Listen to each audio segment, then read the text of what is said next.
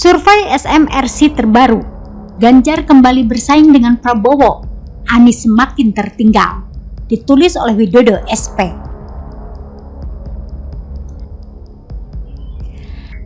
Hasil survei terbaru dari lembaga SMRC sudah dirilis untuk memberi gambaran terkini terhadap elektabilitas sejumlah tokoh politik menuju Pilpres 2024.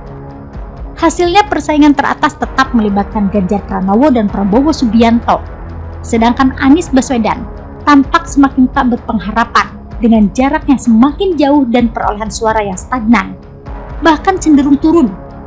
Nggak laku nih ya. Yap, dalam rilis hasil survei yang masih hangat karena baru disampaikan pada hari Sabtu, tanggal 15 April 2023 kemarin, elektabilitas Ganjar Pranowo dilaporkan mengalami rebound usai agak menurun suaranya pasca polemik soal tuan rumah Piala Dunia U20.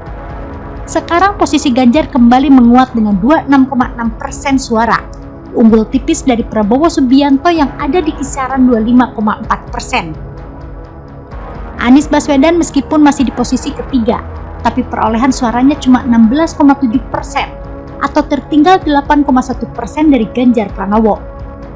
Posisi yang rawan disalip Ridwan Kamil yang hanya berjarak 2,9% tepat di belakangnya. Bagaimana dengan AHY? Nggak usah dibahas karena masih sangat rendah perolehan suaranya.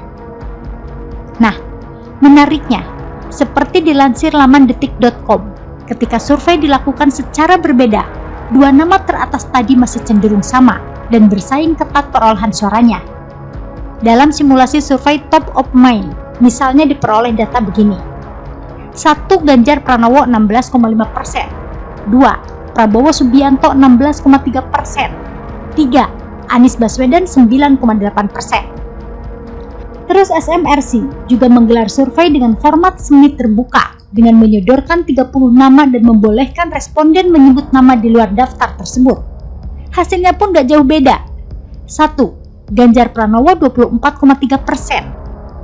Prabowo Subianto 22,5% dan Anies Baswedan 15%. Lihat saja hasilnya, masih sama. Anies malah tertinggal 7,5% dan 9,3%, alias gapnya masih jauh dengan perolehan suara dua nama teratas. Ada yang mentok nih ya. Jadi bagaimana sekarang? Pendaftaran untuk Pilpres 2024 dan penetapan nama bakal calon secara resmi masih kisaran 5-6 bulan lagi. Tapi suara Anies cenderung stagnan dan mulai turun. Meski dana besar sudah dikeluarkan buat menggerek elektabilitas ex-Mendikbud pecatan era Jokowi itu.